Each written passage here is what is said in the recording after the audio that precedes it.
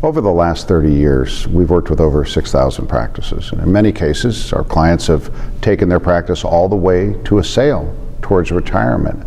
And the biggest mistake, there's two of them, that I see that they've made. Number one, they sell it prematurely. I was on the phone with a former client of mine just 2 nights ago, and he's been retired for 9 years. He's 63 years of age. And he called me and says, is there something I can do? I need something to do. I'm bored. And I can also think of another client who one time called me and said, you know, I've saved $5 million. I'm ready for retirement, and I'm 60.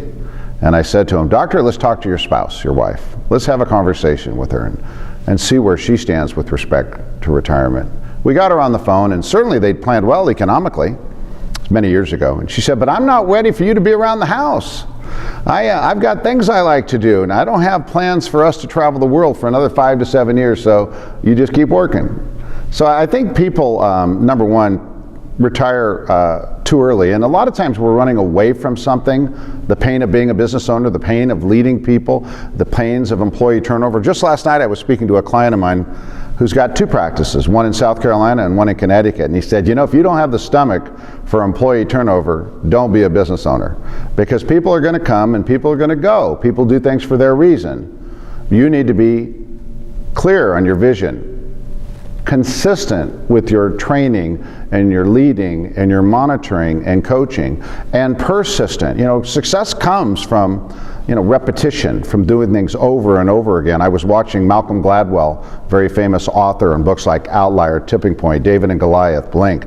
And he said the key to success is persistence, because that's the 10,000-hour rule. So I find that there's things that people are running away from and why they sell instead of defining what we're running towards. And honestly, the fulfillment that my clients get from building a great team and having people say thank you for the time and attention you give in developing us and creating a safe environment, and two, the positive feedback you get from patients is virtually irreplaceable. So knowing when you're going to retire is a key step, and what you're going to move towards next. I'm having dinner next Monday night in Chicago with a client of mine, and she said, if you want to live to be 100, there's 2 things you have to do: floss and keep working. And then the third thing, or the second thing, is certainly the economics. I know that today's return on investments are very low, and they're not going to change. I mean, the government's almost $20 trillion in debt. And how can our economy borrow at greater than 1%? Hence, there's not going to be any return out there for greater than 1%. So we need to think through what is our current living budget and determine what is going to be in retirement. Most people should plan that they're going to need in retirement 80 to 90% of what they live on in the 3 years just before they retire. You could argue that that's not going to happen, but it's just going to happen. I certainly remember when my parents retired and I helped my dad think through a budget, and they lived in an apartment in El Dorado Hills, California with 2 bedrooms and 1 car, and it was still $83,000 a year.